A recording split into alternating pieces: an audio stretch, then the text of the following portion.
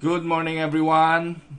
Magandang araw po sa inyo. Ito po ang inyong lingkod, si Pastor Ruel Camia po mula po dito sa Winnipeg, Manitoba, Canada para po sa ating pag-aaral ng salita ng Diyos ngayong umaga. Welcome po sa Tinig ng Pag-asa. Samahan po ninyo ako sa talatang ating pag-aaralan. Matatagpuan po ito sa 2 Peter chapter 2 verse 16. 2 Peter chapter 2 verse 16. Ganito po ang sinasabi: Live as people who are free, not using your freedom as a cover-up for evil, but living as servants of God. Pagpalain nawa ng Panginoon ang pagkabasang ito ng kanyang banal na salita na sa umagang ito'y ating pagbubulayan. Si Pedro at si Apostol Pablo ay may isinulat po tungkol dito sa bagay na ito. Tayo daw po ay tinawag sa kalayaan, subalit huwag nating gamitin ang ating kalayaan sa pagbibigay layaw sa laman. Si Peter, mas masakit yung kanyang sinabi. Ang sabi niya, do not use your freedom as a cover-up for evil. Ano pong ibig sabihin nun? Po, yung kalayaan nating gumawa ng lahat ng bagay dahil sa biyaya ng Panginoong Hesukristo, huwag naman nating gamitin sa paggawa ng masama. Para pong sinasabi po dyan kasi na ligtas na tayo, ginawa na tayong malaya ng Panginoon mula sa kasalanan, pero ginagamit naman natin ang kalayaan yon para magtampisaw sa kasalanan. Mga kapatid, ito po ang paalala ng Biblia. Alam niyo po, nakakita po ako ng isang post kahapon sa Facebook, at post po ito ni Pastor Ed Lapis. I have no against Pastor Ed Lapis, pero mahilig po siya magbibigay ng mga tanong, no? Yung mga tanong para pag-isipan ng kanyang mga miyembro. At ito po yung kanyang tanong. At inirepost po ito ng isang kapatiran at nag-react po ako dito. Ang tanong niya po, sino daw ang mas godly? Number 1, yung kapisado ang Biblia pero masama ang ugali. O number 2, walang kaalam-alam sa Biblia pero champion sa bait at buti. Sino sa kanila ang godly? Sige nga po mga kapatid, kayo po ang pag-iisipin ko ngayong umaga. Tanong po ito ni Pastor Ed Lapis, hindi po ni Pastor Camia. At ang tanong po niya, sino daw ang mas godly? Take note, ang tinatanong niya, godly, ibig sabihin makadiyos. Yung word na godly, ibig sabihin makadiyos. Sino daw ang makadiyos? Yung kabisado ang Biblia pero masama ang ugali? O walang kaalam-alam sa Biblia pero champion sa bait at buti? Sino sa kanila ang makadiyos? Kung ang isasagot ninyo yung number 1, palagay ko, maling-mali na kayo. Kung isasagot nyo po yung number 2, walang kaalam-alam sa Biblia pero champion sa bait at buti, mali din po kayo. Sapagkat sa sinasabi pong ito at itinatanong ni Pastor Ed Lapis, walang tama dito. Wala pong tao, tandaan po ninyo, na walang kaalam-alam sa Biblia na magiging makadiyos. Hindi po pwedeng tawaging makadiyos ang taong walang alam sa Biblia. Dahil kung ikay makadiyos, ang salita ng Diyos ay nasa Biblia, mamahalin mo ang salita ng Diyos. Yun po ang amen. Kaya hindi po pwedeng sabihin natin godly ang isang taong walang kaalam-alam sa Biblia. Kahit pa ubod niya ng bait. Why? Hindi po ibig sabihin mabait ka ay godly ka. Sapagkat ang pagiging mabait ay isang karakter na nade-develop kahit nang hindi godly. Nakuha niyo po? Alam niyo po, totoo lang, minsan mas mabait pa yung hindi makadiyos kesa dun sa makadiyos. Why? Kasi sinanay nila ang kanilang mga sarili eh.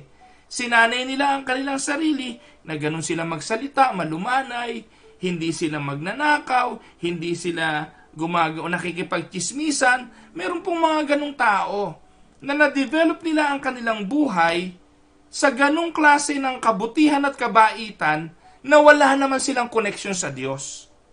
Nakuha niyo po? Pero iba naman, yung ubod mo ng sama, ikay makasalanan, napakasama mo magsalita, ikaw ay chismosa, ikay magnanakaw, and yet, sa kabila nun, pinili ka ng Diyos para ikay maligtas, at nung ikay naligtas na, unti-unti, dahan-dahan nababago ang buhay mo patungo sa pagiging makadiyos. Iba yon. Kaya dapat nilagyan niya pa ito ng pangatlo na choice. At least baka sakali yung pangatlong choice, yun na nga yung godly. Hindi ko po alam kung naiintindihan niyo ako, pero gusto ko lang pong sabihin, hindi po palibasa mabait ang tao ay godly. sapagkat ang sukatan ng pagiging makadiyos ay ang ating paglalim sa paniniwala, pananampalataya at pakikipagrelasyon sa Diyos at sa Kanyang mga salita. Kaya hindi pwede na ikaw ay godly nang wala kang alam sa salita ng Diyos. Kasi ang ginamit pong term dito, walang kaalam-alam. Paano magiging godly yun? Because if you are a godly person, you will seek to know the will of God, you will seek to know the Word of God, you will know the truth, and that truth will set you free. Walang mananampalataya kung walang narinig. No po? Sabi po ng Roma 17, ang pananampalataya ay bunga ng pakikinig at pakikinig ng salita ng Diyos. At kapag sinabing salita ng Diyos, Biblia yun. Di po tayo naniniwala doon sa extra revelation na tinig ng Diyos mula sa langit, nagsalita pa sa atin ngayon. No, wala na po nun. Because the Bible is so complete, wala na pong lalabas na tinig mula kung saan nasasabing, hello, Pastor Ruel, ako ang Diyos, ganito gawin mo. Wala na po nun. Niloloko lang kayo ng mga pastor nyo. O baka naririnig niya sa kanyang isipan, schizophrenia ang tawag doon. Marami ko kasi mga pastor ngayon ganun eh. Schizophrenic, naririnig nila yung kanilang isipan, sasabihin nila, sinabi ng Diyos sa kanila. Ang Biblia po'y enough. The Bible is complete. Sola Scriptura. Enough, the Bible is enough for our salvation. Kaya hindi pwede na godly ay walang alam sa Bible. Sablay po ang tanong na ito ni Pastor Ed Lapis. Sorry do sa mga nakikinig sa kanya. Pero ito po, kung ito po ay gawa niya talaga, at kasi po kinote siya, ipinost po yung tanong na ito na galing sa kanya. We cannot be godly unless we know the will of God. We know the Word of God, because that is where we get to know Him who is truly true and who is really God. So, gusto ko lang po sabihin sa atin ngayong umaga sa ating pag-aaral, God is not looking for an incredible person to be used for His purposes. Hindi po pumipili, o rather, hindi kailangan ng Diyos ang mahusay para gamitin niya para sa kanyang kaluwalhatian. God is looking for a credible one. And God is good on changing a credible person to a more incredible person. Kasi po yung kagalingan at kahusayan, galing naman sa kanya yon. Pinili niya si Moses na hindi marunong magsalita, pero ginawa niya itong incredible person sa pamamagitan ng kanyang kapangyarihan. Pinili niya ang isang Gideon na ubod ng duwag at nagtatago, at ginawa niya itong incredible person. Pinili niya ang mga propeta nung araw, ang matigas na ulong si Pedro. Pinili niya ang mga alagad na may mga kahinaan, pero ginawa niya itong mga incredible person. Because God saw something in them that qualifies for the ministry. At ano daw yun? Yung kanilang credibility. Tandaan po ninyo, a strong character is a non-negotiable requirement for achieving our goals and dreams. It is very important. An integrity, a character, a strong character is a requirement, basic requirement for goals, for achieving goals and dreams sa ating mga buhay. Kaya po yung iba hindi nagtatagumpay kasi po yung karakter ay questionable. Integrity will help you break through obstacles and grow into a better life. Every challenge we face on the journey to a better life has the potential to either take us down or make us stronger. And character, strong integrity is a must in order to succeed. Wala pong middle ground doon. When we face problems and hard times, it is the strength of our character that enables us not only to face the storm, but to turn it to our advantage. Kaya importante po yung strong character, yung strong integrity in order to succeed in life. No, secondary lang yung skills, secondary lang yung kahusayan. Yung tibay mula sa kalooban, sa tibay ng karakter at ng integridad, ito po ang nagpapatibay. Nung dumating po ako dito sa Canada, may mga nagtanong po sa akin kung pwede ako magtrabaho. Sabi ko po, sa ngayon hindi pwede. Dahil yung akin pong visa, nung pumasok po ako rito, ay tourist. At tawag po nila doon clergy visa, but there's no such thing as clergy visa. Actually, yung pong pastor ay mag-a-apply ka ng temporary resident visa, TRV, temporary resident visa. At ito pong visa na ito ay katulad lang din po ito ng tourist visa. Parehas lang yon. The only different is, yung category namin bilang mga pastor, pwede ho kaming magtrabaho within the bound of our ministry like preaching. Preaching lang. Walang administrative power. Wala pong teaching power. I cannot even teach. Kaya nga po yung Sunday school, pagtuturo sa Sunday school, gray areas pa yun eh. Yung babayaran ako para magturo ng Sunday school, that is a gray area. Dahil bilang pastor, hindi mo dapat ginagawa yon kasi you need a work permit in order to teach. Nakuha niyo po? Kayo mga pastor na gano'n, no? Gray areas yon. Kasi po, dapat ang ginagawa mo lang preaching, not teaching. Though preaching involves teaching, no? Yung gray areas nga po yun eh. Ang kailangan mo lang gawin ay within the bound of preaching. Yun po yung nakalagay sa Ligang Batas nakalagay po sa papel sa aming dokumento. Kaya nung dumating ako, alam ko yun lang ang trabaho ko bilang pastor, preaching the word of God.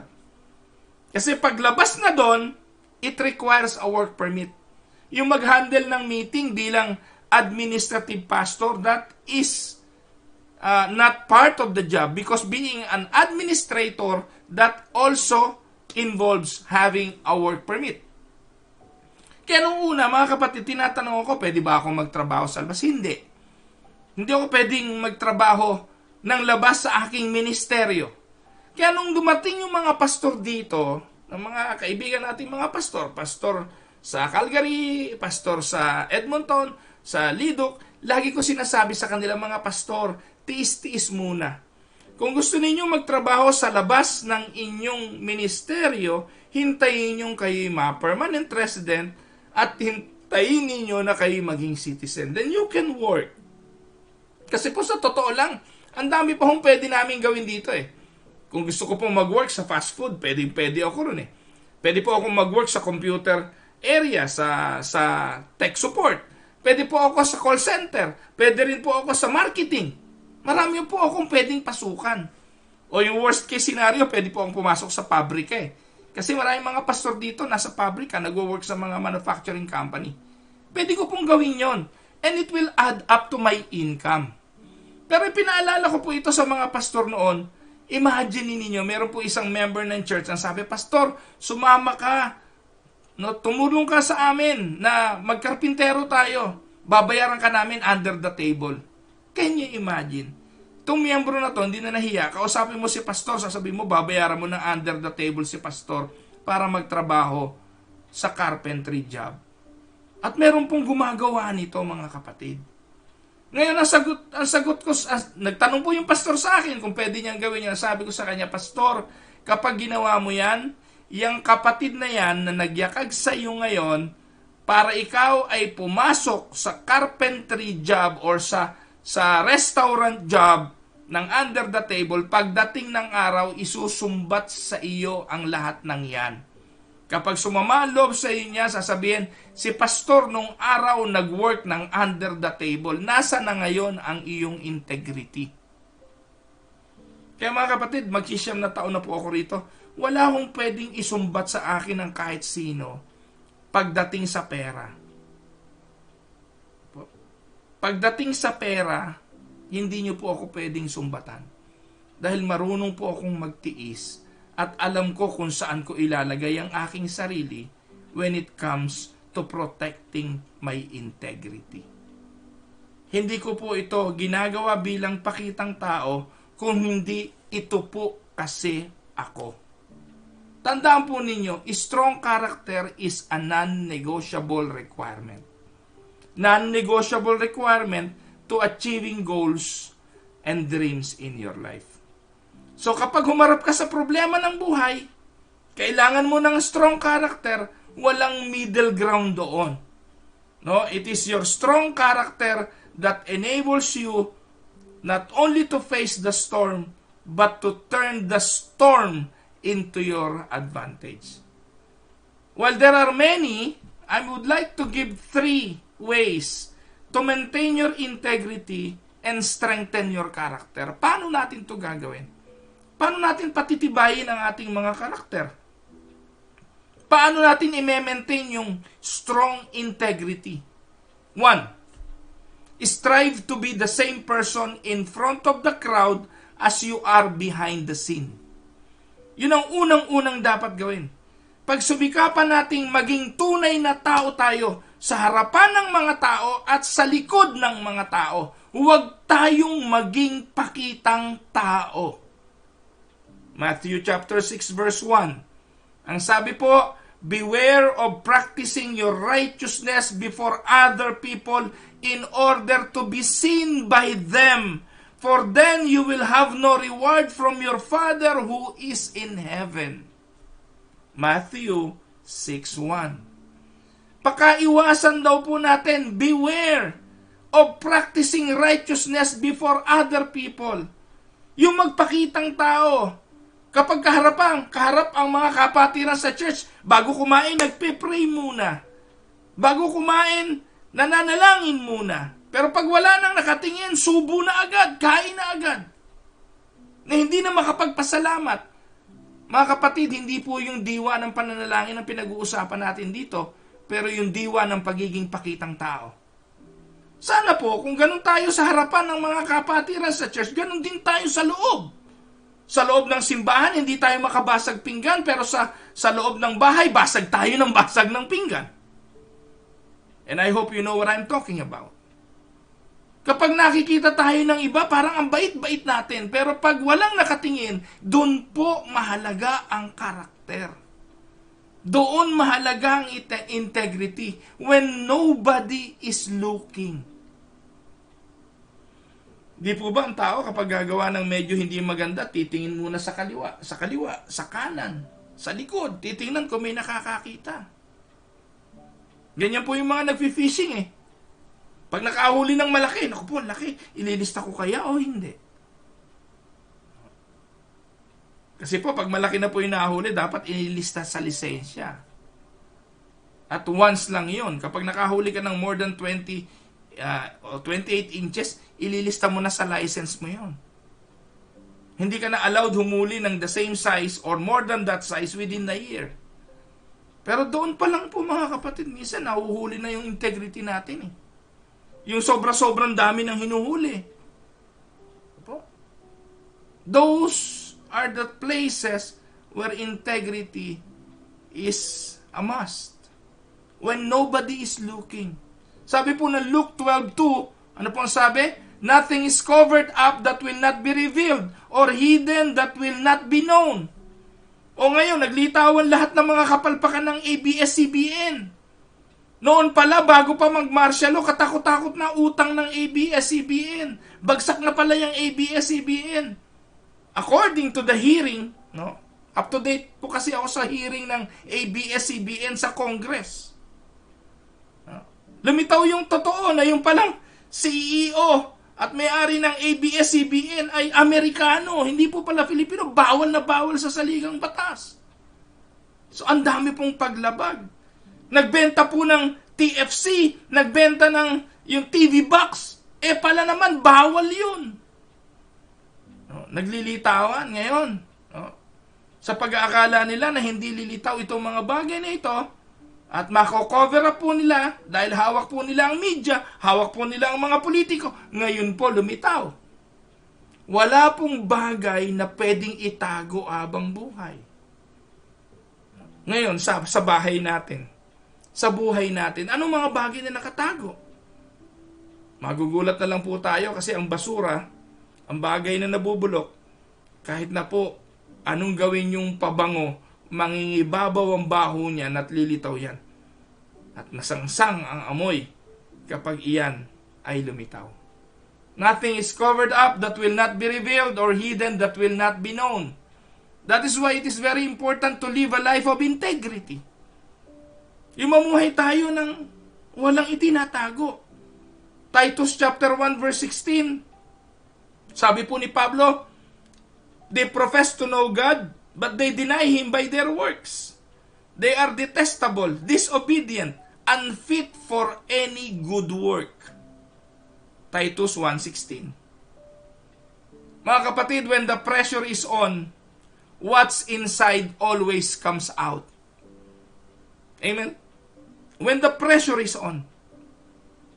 Kapag may problema na buhay, lilitaw ang tunay na karakter eh. In fact, ang problema ng buhay, ang mga trials, ang mga storms ng buhay, ibinibigay po yan at pinapahintulutan ng Diyos para i-reveal kung ano talaga tayo from the inside. The storms will reveal who we really truly is. Who we really truly us, ang tawag doon. Sino talaga tayo from the inside. In a crisis or under stress, we don't have the luxury of keeping up appearances. It's at such time that our actions reveal who we really are. It is either for good or for ill, for good or for bad. Kapatid, are you the same person outside and inside? Kumusta tayo sa mga trabaho natin? Ikaw ba yung merong iba't ibang role at iba't ibang karakter na ginagampanan? Yung bang para tayong mga artista sa tunay na buhay, na iba yung role mo sa trabaho, iba yung role mo sa bahay, iba yung role mo sa simbahan, na nagtatransform, iba-ibang ugali, iba-ibang itsura, iba-ibang forma. Kapatid, dapat hindi ganun eh.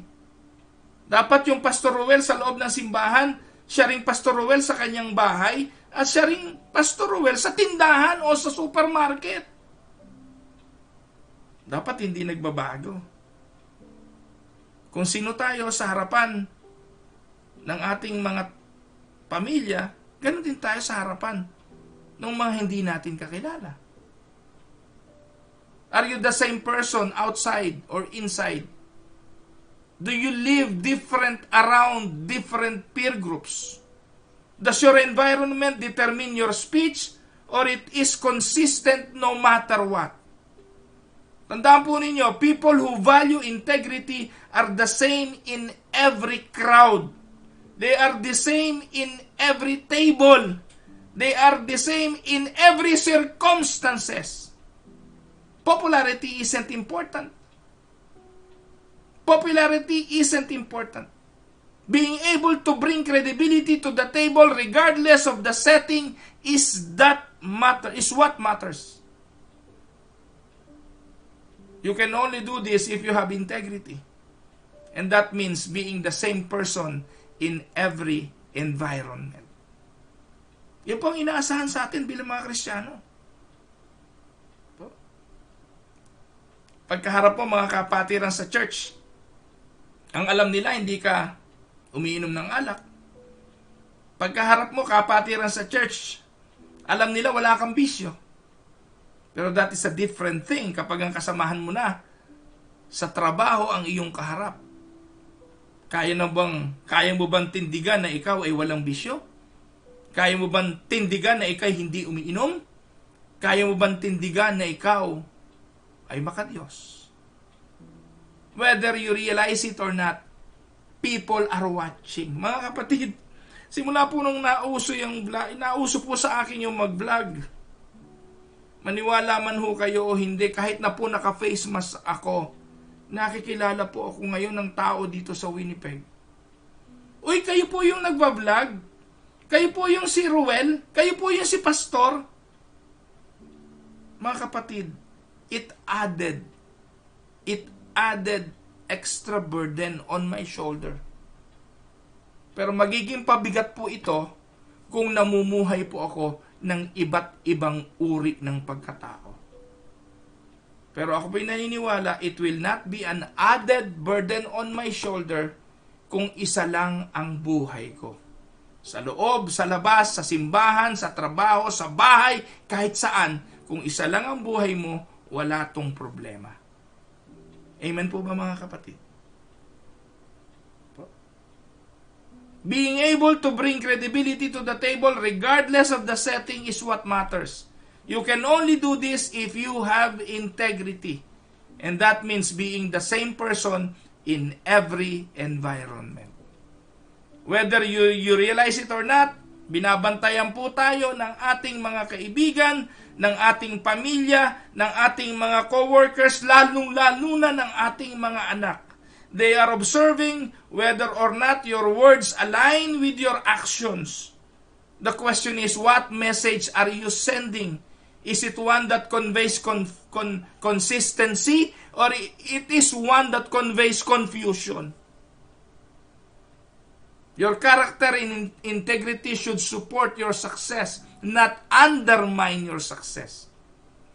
Good character is being true to the right principles even when no one is there watching you.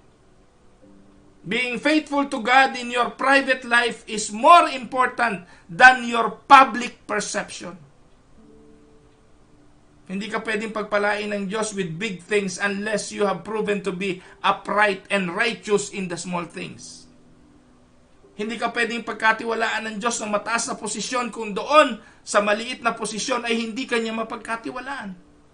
Hindi ka bibigyan ng Diyos ng malaking responsibilidad kung doon sa maliit ay hindi mo ito magampanan.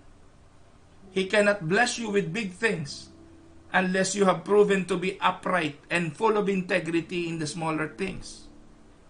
Yun po yung una. Yun po yung una na nais ko pong bigyan ng emphasis.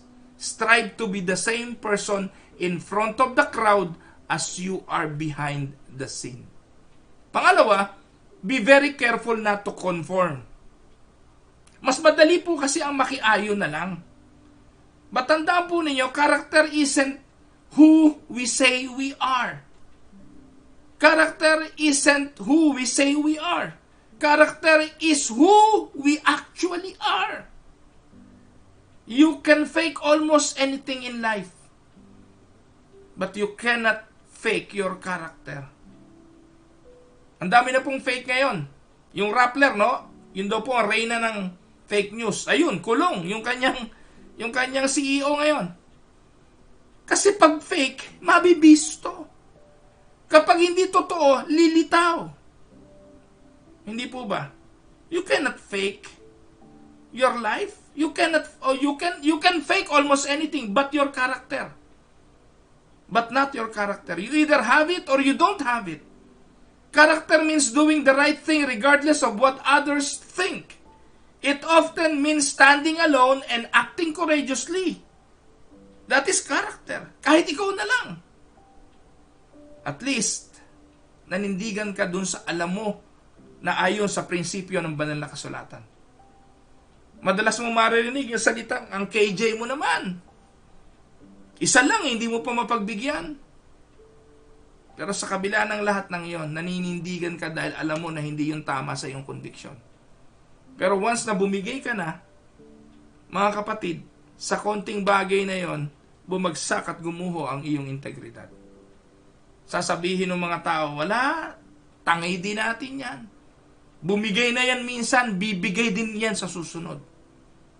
Pero hanggat naninindigan ka sa alam mong tama, sa alam mong matuwid, sasawa sila sa kaalok sa iyo at sasabihin nilang, wag na nating yakagin yan, straight yung taong yan, matuwid yung taong yan, may integridad yan. At alam nila na mahihirapan silang kumbinsihin ka na gumawa ng hindi tama. Sabi ng Romans 12:2, do not conform to the pattern of this world but be transformed. How? By the renewing of your mind. Then you will be able to test and approve what God's will is. His good, His pleasing, and perfect will. Sometimes it is easier to conform. Pag may nagchismisan, nakaharang din ang tenga natin, at nakikiopinyon din tayo sa chismis. Kahit na yung pinag-uusapan natin ay wala dun sa ating harapan, masarap pag-usapan nga pag wala yung tao, pero pag nandyan, lahat tayo tiklop.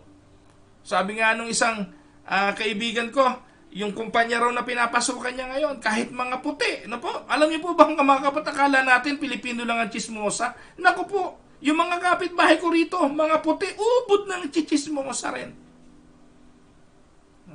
At narinig ko po mga kapatid, minsan nandun ako sa garden, akala nila wala ako doon. Pinagchichismisan nila tayo mga Filipino. Ang problema nila, naiintindihan natin ang English nila, tayong mga Tagalog din nila maintindihan. Kaya ang sarap sana sila pagchismisan natin eh. Pero ang point dito mga kapatid, ang dami po ganun eh. Chismis, siraan, no? Hilahan sa katamaran, marami pang iba. No matter what the smallness of the situation, confronting in those ways is a major blow to the maturity and strength of your character. Minsan sabihin natin, hindi naman ganun kalaking problema yung pastor, hindi naman ganun kalaking kasalanan. Mga kapatid, it doesn't matter. Kung doon nga sa maliit, hindi tayo mapagkatiwalaan, sa malaki pa kaya? Kung doon sa maliit, kino-compromise natin ang ating integrity, sa malaki pa kaya? No? Many people will talk about having integrity and values, yet behind their words is a cloud of smoke. There is no substance. Hindi yun tatayo. Hindi niyo po ba napapansin, kapag sa mga hearing, sa korte, ang unang-unang ginagawa ng abogado, wawasakin yung integridad mo. Kapag nawasak na yung integridad mo at napatunayang ikay sinungaling, talo ka na. Kasi po, ito po'y labanan ng ebidensya, he said, she said ang labanan yan. At kapag ikaw ay nagsasalita na ang tanging pinangahawakan na ebidensya ay ang iyong salita, kailangan wala silang maibutas sa iyong integridad. Dahil pag nabutasan yung integridad mo, wala ka nang sasabihin na may bearing at may halaga. Lahat ng sasabihin mo, palpak na. So ano pong ibig kong sabihin? Ano po? Let us be extremely cautious about our words. Be a person of action and one whose reputation speaks for itself, not the other way around. This is where true character is found. Yung hindi tayo nakikipag-compromise, hindi tayo umaayon sa takbo ng mundong ito. Pangatlo at panghuli, learn to value the process of building your character. Building your character is a process, hindi ito madali. Romans 5:3-5, ang sabi, more than that, we rejoice in our sufferings, knowing that suffering produces endurance, and endurance produces character, and character produces hope, and hope does not put us to shame, because God's love has been poured into our hearts through the Holy Spirit who has been given to us. And this verse speaks of character being established through endurance. Matutong maghintay, matutong magpasensya sa iyong sarili. Sabi nga, if you are an athlete, you know there are no shortcuts to winning a race or competition. Kung naranasan nyo na po na manood ng basketball, no, athletic games, o anumang endurance game, boxing, alam ninyo na in order to win, you need to work hard. Character is no different. Hindi naman nagising ka na lang ng isang araw at sasabihin mo sa sarili mo, "Ay, salamat, I have a strong character." Or pagising mo, "Ay, salamat, I have integrity." Tulad ng atleta, na de-develop ang husay sa bagay na ito sa pamamagitan ng endurance at pagtatagumpay. Make sure you are always a man or a woman of good character, and the rest will always fall into places. Napakahirap po ng buhay ngayon. No? Nabubuhay po tayo in a fast-paced world. Fast-paced, kung kailangan mo ng hamburger, pila ka lang sa Burger King and you have hamburger in less than 5 minutes. If you want new song, download a new song sa Spotify or sa YouTube. You can have songs whatever you want. Hanapin nyo ang songs ng 40s, 30s, 50s, 60s. Ang bilis nyo makikita. The danger in this kind of world is too many people think they can do the same thing with their character. No. I often say you can get to the top without integrity. In fact, you can get there faster, but you cannot stay at the top without integrity. Ang ABS-CBN, tagal na niya, no? 50 years. Pero sa isang kisap mata, tinigil sila. Hindi ni Quiboloy. Ano kinalaman ni Quiboloy doon? Hindi po ni Quiboloy, kundi ng mga bagay na kanilang itinatago sa kanilang closet. Lumitaw ang kanilang mga kalokohan.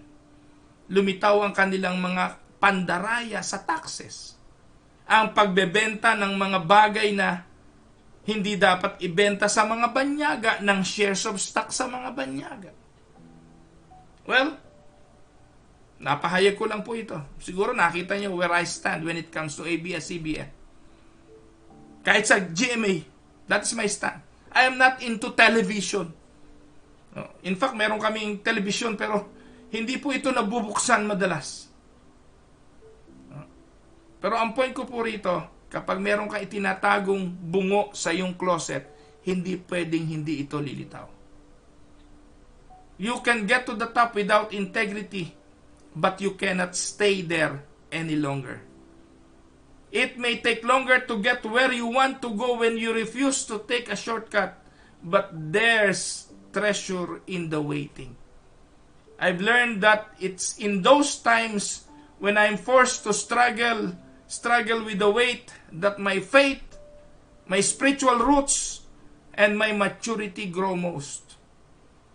Napatunayan ko po na doon sa mga panahon ng paghihintay, doon sa mahihirap na mga lakbayin, doon sa mga hindi madaling abuting pagkakataon at oportunidad, nadidevelop ang aking pananampalataya, lumalalim ang aking ugat, at nagmamature ako sa paghihintay. Medyo napahaba na po ang pag-aaral na ito, mga kapatid. Pero, that is how we can develop a godly character. Tatlong bagay na sana po ay naging kapaki-pakinabang sa inyo at nakatulong sa inyo para tayo ay makapamuhay ng may pagtatagumpay. I-quote ko po si J.C. Watts na ipinost po ni Kuya Cesar Sanchez. Sabi po ni Kuya Cesar Sanchez sa ating comment, character is doing the right thing when nobody's looking. There are too many people who think that the only thing that right is to get by and the only thing that's wrong is to get caught. Mga kapatid, you may not be caught yet. You are not caught by the wrongdoing. You are still maybe doing the wrongdoings. Pero, tandaan po ninyo, walang bagay na lihim na hindi mabubunyag at walang bagay na hindi malalantad. Tayo po ay dudulog sa Panginoon sa isang panalangin. Samahan po ninyo akong idulog sa Panginoon ang ating mga kapatid, ang Kuya Nestor Sinfuentes, ang kapatid na Ai Advincula. Sama po natin sa panalangin ang tuhod po ni Ate Marie Cruz, ang patuloy po na improvement sa paa ni Sander at ang kanyang kamay, na apo po ni Kuya Manix, ang patuloy na kaligtasan ng mga manugang at anak ni Ate Baby Gamoras na nasa ospital, si Ate Nita Leyva at si Nanay Honor sa kanilang pag-uwi at pagbalik dito sa Winnipeg, si Ate Ellen Gonzales, ang kanyang nalalapit na colonoscopy, si Carl Jason Rabanillo Ruin, ang kanyang kalagayan ngayon, dilalapit natin sa Panginoon, hinihiling ni kapatid na Josie Rabanillo. Sama po natin sa prayers at aking pong tatay, Tatay Boy, si Dang, ang patuloy po niyang kalusugan, si Kakang Loli Atanasio, si Tatay David Marasigan, si Kuya Bobby Marasigan, si Nanay Engay Hinido, si Nanay Anchang at si Tatay Bitoy, si Kuya Ikoy at si Ate Gaying, ang patuloy na pagpapala ng Diyos kay Kuya Ban, kay Ate Delia Magkawas, kay Nanay Elong Santarin, No, pagpalain po kayo ng Panginoon, mga minamahal naming mga nanay at mga tatay, at patuloy nawa na ang kalusugan ng Panginoon ang inyong patuloy na maranasan. So tayo po ay dumulog sa Panginoon at sama-sama po tayong lumapit at humingi ng kanyang awa. Panginoon naming Diyos na makapangyarihan sa lahat, lumalapit po kami sa iyo, humihingi po kami ng patuloy na pagpapala mo sa aming buhay at pagpapagaling sa amin pong mga karamdaman. Hinihiling namin, Panginoon, na ang iyong patuloy na paggawa at pagkilos sa buhay noong mga kapatid ko na dumadaan sa matitinding mga pagsubok ng buhay. Hayaan mo po na masumpungan nila ang kanilang mga sariling lumalalim ang ugat at nagmamature sa mga bagay na ito upang makita nila na ang layunin is for the development of our character. Maraming salamat po sa mensaheng ipinahayag mo ngayong araw na ito. Marami rin pong salamat, Panginoon, sa iyong patuloy na pagtuturo at naniniwala po kami na ang iyong mga biyaya ay sapat at kailanman ay hindi magkukulang. Ang mga hiling ng aking mga kapatid, kung hindi naman po labag sa iyong kalooban, pwede po ba, Panginoon, pagbigyan mo ang mga bagay na ito? At hiling po ito, hindi pag-uutos, pagsusumamo at pakiusap. Mangyari nawa ang iyong kalooban. Ito po ang aming dalangin sa pangalan ng aming Panginoong Hesus. Amen and amen. Magandang araw po, Ate Miriam de Guzman at ang kanyang mga anak na si Andre, isa lang pala. Ang kanyang anak na si Andre de Guzman. Pagpalain kayo ng Panginoon. Kuya Emil Serrano, magandang araw din sa iyo. Ate Yoli Kerubin, Ate Evelyn Cameros, magandang araw sa iyo. Ate Evelyn, Ate Joyce Pakinggan, magandang araw po.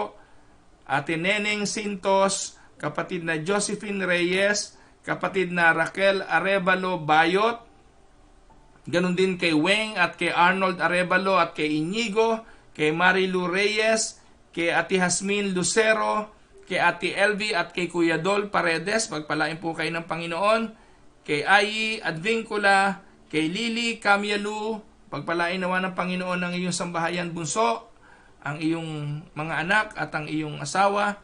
Ganon din po kay Ate Mirna Sinfuente, pagpalain po kayo ng Panginoon, kay Ate Myra Paredes Libertino, kay Ate Tessie Chu, kay Kuya Eme Paredes, ganon din po mga kapatid sa Aristocrat Restaurant, kay Brother Dong Kalunya, pagpalain kayo ng Panginoon at dumami pa ang mga tao na tumatangkilik nawa sa inyong restaurant. Mga kapatid, mga kaibigan from Winnipeg, huwag niyo pong kalimutang pasyalan ang Aristocrat Restaurant. Kahapon po nakita ko may nag-post nung kimchi ng Aristocrat, the best kimchi in town.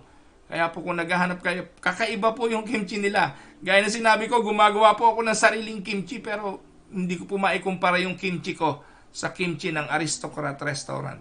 Good morning din po kay Kumaring Ami Santos, kay Ate May Atanasio, good morning Ate May, kay Nelson, magandang araw sa inyo, kay Ate Agi Victa, kay Ate Arlene Ropeta, magandang araw, kapatid, Pinsang Arlene, pagpalain kayo ng Panginoon, kay Eric Advincula, magandang araw din sa inyo, kay Ate Miriam Galvan, kay Ma'am Joy Kalanog, Ma'am Joy, magandang araw sa inyo at ganoon din sa inyong mga estudyante, pagpalain kayo ng Panginoon.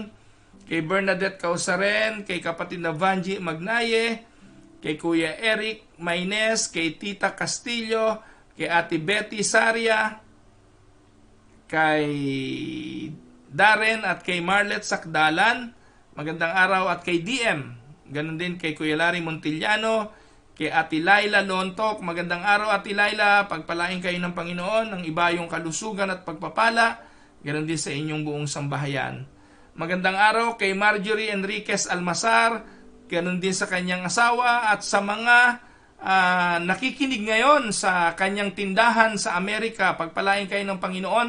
Natutuwa po ako dito kay Marjorie, meron po siyang store sa Amerika at yung radio station daw po doon sa kanyang store ay pinapaplay niya raw po ang tinig ng pag-asa doon, no?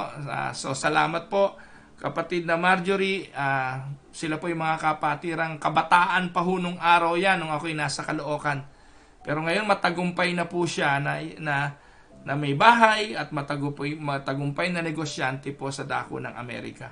Ganon din po si Ate Mirna Narciso. Magandang araw po sa inyo. Kuya Cesar Sanchez, thank you po sa comment at sa inyong quotation kay JC Watts. Kay Sara Colina, magandang araw Sara, pagpalain kayo ng Panginoon. Kay Kuya Dol Paredes, kay Ate Ellen Gonzales at kay Kuya Monching. Kay Nanay Belen Olaes. Nanay Belen Olaes, magandang araw po. Maraming salamat. Pati sa panonood po ninyo sa YouTube channel ko. Alam nyo po yung si Nanay Belen Olaes. Lahat po ng aking video sa YouTube pinapanood yan. Maraming pong salamat sa inyo.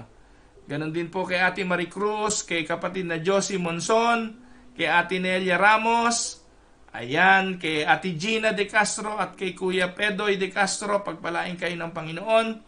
Kay Ate Emma Olaes Moniz. Ate Emma, kumusta mo ko? Kay Nanay Tindeng, ang patuloy nawang kalakasan, ang patuloy niyang maranasan. Ganon din po kay Ate Delia Magkawas at kay Kuya Ban. Wala na. Ayun, dalawa po ang anak ni Ate Miriam at ni Angel, si Micaela at si Andre de Guzman. Ayan, so Micaela and Andre. Pagpalain kayo ng Panginoon. So ayan po mga kapatid, diyan po nagtatapos ang ating Tinig ng Pag-asa for this day. Magkita-kita po ulit tayo bukas. At again, bisitahin nyo naman yung Ruel Camia TV. At kapag nag-visit po kayo doon, click nyo naman yung subscribe. At i-share din naman po ninyo. Pwede kayong mag-comment. At sa susunod na video, isa-shoutout ko po kayo. Ayan. So again, maraming salamat. Ito po ang inyong lingkod, si Pastor Ruel Camia, para po sa Tinig ng